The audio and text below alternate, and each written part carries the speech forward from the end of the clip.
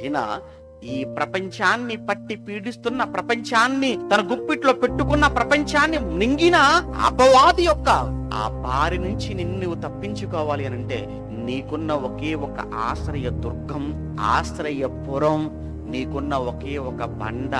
ఆ బండే యేసుక్రీస్తు అని బైబిల్ చెప్పింది. తెలుసా? ఆ బండ క్రీస్తే అన్నాడు కొరింథీ మొదటి పత్రిక 10:5 ఆ బండ క్రీస్తే.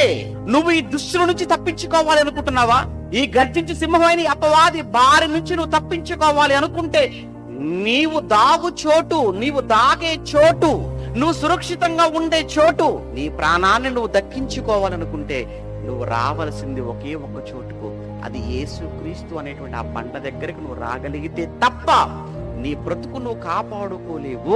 నిజంగానే క్రీస్తు దగ్గరకు వచ్చావు అంటే ఇది కూడా ఏ మార్గం అన్నట్టు తెలుసు. ఇది ఇరుకు మార్గమే అంటాడు. విశాల మార్గం ఒకటి ఉందన్నాడు, ఇరుకు మార్గము అన్నాడు. విశాల